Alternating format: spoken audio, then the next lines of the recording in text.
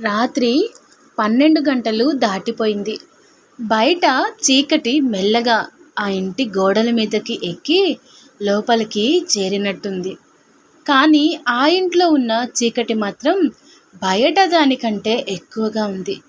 ఎందుకంటే అక్కడ ఒక అమ్మాయి తన గుండెల్లో ఉన్న మాటలను బయటకు చెప్పలేక తన వేళ్ళతో టైప్ చేసి తర్వాత వాటిని తానే మాయం చేసుకుంటూ బ్రతుకుతోంది. ఆమె పేరే సిరి. ఆ ఇంట్లోనే ఇంకొకరు కూడా ఉన్నారు. ఆమెకు ప్రపంచం లాంటి వ్యక్తి. కానీ ఇప్పుడు ఆమె ప్రపంచం నుంచి నెమ్మదిగా దూరం అవుతున్న వ్యక్తి. అతని పేరే కార్తిక్. కార్తిక్ సోఫాలో కూర్చొని ఉన్నాడు. ఫోన్ చేతిలో ఉంది. స్క్రీన్ మీద రీల్స్ మారుతూనే ఉన్నాయి. ఒక్కో వీడియో, ఒక్కో నవ్వు. కానీ ఆ నవ్వుల్లో అతనికి సిరి కనిపించడం లేదు. ఒకప్పుడు అతను ఇంటికి వచ్చి కూర్చుంటే సిరి తన రోజు మొత్తాన్ని అతనితో పంచుకునేది. ఈరోజు నేను చేసిన మిస్టేక్ ఏంటో తెలుసా అని నవ్వుతూ చెప్పేది. నువ్వు లేకపోతే నాకు బోర్ కొడుతుంది రాహుల్ అని చిన్నగా అల్లరి చేసేది. కానీ ఇప్పుడు ఆమె మాట్లాడడం తగ్గింది. మాట్లాడినా అతను వినడం తగ్గిపోయింది. ఆ రాత్రి ఫోన్ ఒక్కసారిగా వైబ్రేట్ అయింది. వాట్సాప్ నుంచి ఒక మెసేజ్. సిరి అని కార్తిక్ క్యాజువల్గా ఓపెన్ చేశాడు. దిస్ మెసేజ్ వాజ్ డిలీటెడ్ అని ఉంది. అతను ఒక సెకండ్ చూస్తూ మళ్ళీ స్క్రోల్ చేయడం మొదలుపెట్టాడు. ఇది కొత్త విషయం కాదు. ఇది ఇప్పుడు వారి రిలేషన్షిప్లో ఒక రొటీన్ అయిపోయింది. కానీ అదే సమయంలో ఇంకో గదిలో సిరి మంచం మీద కూర్చుంది. ఫోన్ చేతిలో ఉంది.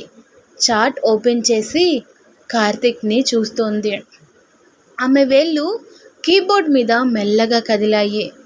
కార్తిక్, నువ్వు పక్కనే ఉన్నా నాకెందుకో చాలా దూరంగా అనిపిస్తున్నావు అని టైప్ చేసింది. ఆమె కళ్ళల్లో నీళ్లు చేరాయి. అవి స్క్రీన్ మీద పడేలోపే ఆమె వాటిని తుడిచేసింది. మళ్ళీ టైప్ చేసింది. నిన్ను డిస్టర్బ్ చేయకూడదని. నేను నా బాధని నాకు నేనే చెప్పుకుంటున్నాను కార్తీక్ అని టైప్ చేసింది. ఈసారి ఆమె శ్వాస కూడా భారంగా మారింది. గుండె లోపల ఎక్కడో ఏదో పగిలినట్టుంది. కొన్ని క్షణాలు ఆమె స్క్రీన్ వైపు చూస్తూ ఆగిపోయింది. సెండ్ బటన్ ఆమె వేలు దగ్గరే ఉంది. కానీ ఆమె మనసులో ఒక చిన్న భయం. నేను పంపితే అతను చదువుతాడా? చదివినా నన్ను అర్థం చేసుకుంటాడా? ఆ ప్రశ్నకి సమాధానం ఆమెకి తెలియలేదు. మెల్లగా సెలెక్ట్ ఆల్ చేసింది. డిలీట్ అన్నీ కొట్టింది. ఆమె మాటలు ఆమె గుండెలోనే మిగిలిపోయాయి. రోజులు గడిచాయి. ప్రతిరోజు, ప్రతి రాత్రి అదే సీన్. సిరి టైప్ చేస్తుంది. మళ్ళీ సిరినే డిలీట్ చేస్తుంది. కార్తీక్ చూస్తాడు. తర్వాత కార్తీక్ ఇగ్నోర్ చేయడం మొదలు పెడతాడు. ఒకరోజు కార్తీక్ ఫోన్ ఛార్జ్ పెట్టి సిరి ఫోన్ తీసుకున్నాడు. అందులో వాట్సాప్ ఓపెన్ అయ్యి ఉంది. చాట్లో డిలీటెడ్ మెసేజెస్ కనిపించింది. ఒక్కసారిగా అతని మనసులో ఒక డౌట్ వచ్చింది. ఇది నిజంగా ఏంటి అని. ఆ రోజు మొదటిసారి అతను తెలుసుకోవాలని అనుకున్నాడు. రాత్రి నిద్రపోయిన తర్వాత కార్తీక్ ఆమె ఫోన్ తీసుకున్నాడు. బ్యాకప్ రిస్టోర్ చేశాడు. అక్కడ ఆమె డిలీట్ చేసిన ప్రతి మెసేజ్ ఇంకా అలానే ఉంది. అతను చదవడం మొదలుపెట్టాడు. మొదటి మెసేజ్. నువ్వు ఒక్కసారి నా దగ్గర కూర్చొని మాట్లాడితే నేను ఇలా ఫోన్లో మాట్లాడాల్సిన అవసరం ఉండేది కాదు. రెండో మెసేజ్. నువ్వు ఫోన్లో నవ్వుతున్నప్పుడు నేను నీ పక్కనే కూర్చొని ఎందుకు ఏడుస్తున్నానో నీకు కనిపించదా కార్తీక్ అంటూ. మూడో మెసేజ్. నేను స్ట్రాంగ్ కాదు, నువ్వు బిజీ అని చెప్పిన ప్రతిసారి నేను ఒక్కోసారి లోపల నుంచి కూలిపోతున్నాను అని ఉంది. కార్తీక్ కళ్ళల్లో నీళ్లు నిండాయి. అతను చదువుతున్నది మెసేజెస్ కాదు. అతను చదువుతున్నది తన భార్య గుండె. ఇంకో మెసేజ్. నువ్వు నాకు దగ్గరగా ఉండి కూడా నన్ను మిస్ అవ్వడం ఎంత బాధగా ఉంటుందో నీకు తెలీదు అని రాసి ఉంది. ఇంకో మెసేజ్ ఇలా ఉంది: నాకు పెద్ద పెద్ద గిఫ్ట్లు ఏమీ అవసరం లేదు. నువ్వు నా దగ్గర ఉండి ఏమైంది అని అడిగితే చాలు అని ఉంది. ఆ మెసేజెస్ చదివిన అతని చేతులు వణకడం మొదలయ్యాయి. ప్రతి లైన్ అతని గుండెలో ఒక గాయమవుతుంది. చివరికి లాస్ట్ మెసేజ్ అతను చదివేలోపే అతని శ్వాస ఆగినట్టయింది. ఒకరోజు నేను నిజంగా మౌనమైపోతే ఆ రోజు నా ఈ మెసేజెస్ గుర్తొస్తాయా కార్తీక్ అని. కార్తీక్ ఒక్కసారిగా లేచాడు. సిరి అని గట్టిగా పిలిచాడు. ఆ గదిలో నిశ్శబ్దం మాత్రమే ఉంది. అతను పరిగెత్తుకుంటూ ఆమె దగ్గరకు వెళ్ళాడు. ఆమె మంచం మీద పడుకుంది. కళ్ళు మూసుకొని ఉంది. ఆమె పక్కనే ఒక చిన్న పేపర్ ఉంది. అతను వణుకుతున్న చేతులతో తీసుకున్నాడు. నేను మాట్లాడాలని చాలా ప్రయత్నించాను కార్తీక్, కానీ నువ్వు వినడానికి టైం లేకపోయింది. చివరికి నేను కూడా మాట్లాడడం మానేశాను అని రాసి ఉంది. ఆ క్షణం కార్తీక్ గుండె పగిలిపోయింది. అతను అర్థం చేసుకున్నాడు. ఆమె డిలీట్ చేసినవి కేవలం మెసేజెస్ కాదు, ఆమె తనను తాను మెల్లగా డిలీట్ చేసుకుంటుంది అని. ఆ ఆలోచనతోనే కార్తీక్ గుండె ఒక్కసారిగా బరువెక్కింది. చేతులు వణికిపోయాయి. శ్వాస కూడా సరిగ్గా పడ్డం లేదు. సిరి అని మెల్లగా పిలిచాడు. ఆమె కదల్లేదు. ఆ క్షణం అతని ప్రపంచం ఆగిపోయినట్టయింది. సిరి, లేచి చూడు ప్లీజ్. అతను ఆమె చేతిని పట్టుకున్నాడు.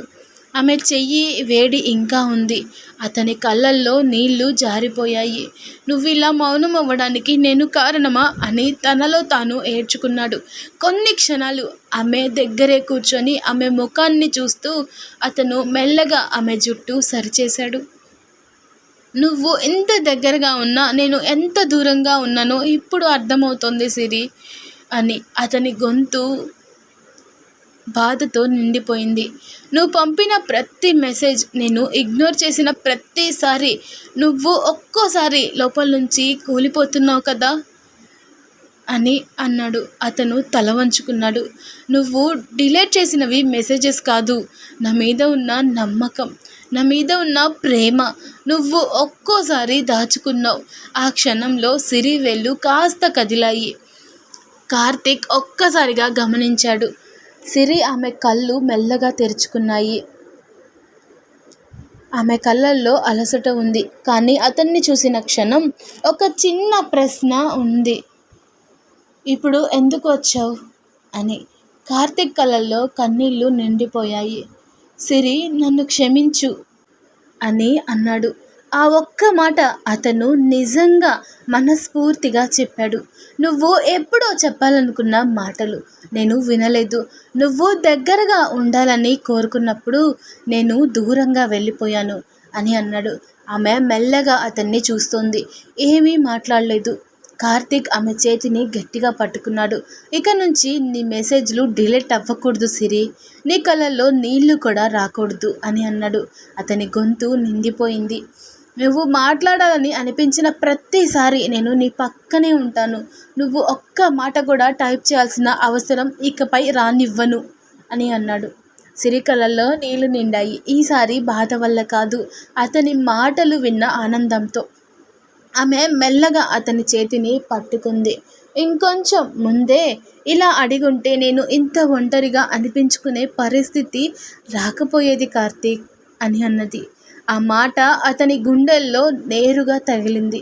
అతను తల వంచుకున్నాడు. ఇంకెప్పుడు ఆలస్యం చేయను, నాకు ఒక్క అవకాశం ఇవ్వు అని అన్నాడు. ఆ రాత్రి మొదటిసారి వాళ్ళిద్దరూ ఫోన్ పక్కన పెట్టి ఒకరినొకరు చూసుకుంటూ మాట్లాడుకున్నారు. అక్కడ మెసేజెస్ అవసరం లేదు, డిలీట్ చేయాల్సిన అవసరం కూడా లేదు. ఎందుకంటే ఇద్దరి మధ్య మౌనం మళ్ళీ మాటలుగా మారాయి. భార్య మెసేజ్ పంపితే దానికి రిప్లై ఇవ్వడం కాదు, ఆమెకి టైం ఇవ్వడం ముఖ్యమైంది. ఆమె నేను బానే ఉన్నాను అంటే అది నిజంగా కాకపోవచ్చు. ఆ మాట వెనుక ఎంత బాధ ఉందో మనం అడిగితేనే తెలుస్తుంది. భార్యకి గిఫ్ట్స్ కాదు, కొంచెం సమయం, కొంచెం వినే మనసు, కొంచెం అర్థం చేసుకునే హృదయం కావాలి. ఎందుకంటే ఆమె మనతో మాట్లాడడం మానేసిన రోజు మన జీవితంలోనే పెద్ద లాస్ మొదలవుతుంది. ప్రతి భర్తకి ఒక చిన్న విజ్ఞప్తి. మీ భార్య మెసేజ్ టైప్ చేసే ముందు మీరు ఆమె దగ్గరకు వెళ్ళి ఏమైంది అని అడగండి. అప్పుడు ఆమె డిలీట్ చేసే మెసేజ్లు ఉండవు. ఆమె కళ్ళల్లో కూడా నీళ్లు రావు. మీ జీవితంలో మౌనం కూడా ఉండదు. ఈ కథ మీ గుండెను తాకితే ఒక చిన్న లైక్ కొట్టండి. మీరు కొట్టే ఒక్క చిన్న లైక్ నా స్టోరీస్ని మరింత మందికి చేరేలా చేస్తుంది. మీకు తెలిసిన ప్రతి భర్తకి ఈ మెసేజ్ చేరాలి అనిపిస్తే తప్పకుండా ఈ వీడియోని షేర్ చేయండి. మీ అభిప్రాయం, మీ ఫీలింగ్, మీరు ఎప్పుడైనా ఇలాంటి సిచ్యువేషన్ ఫేస్ చేశారా అనేదాన్ని తప్పకుండా కామెంట్లో రాయండి. ఇలాంటి గుండెలు దిగిపోయే కథలు మిస్ అవ్వకుండా ఉండాలంటే ఇప్పుడే మన ఛానల్ని సబ్స్క్రైబ్ చేసుకోండి. Thanks for watching.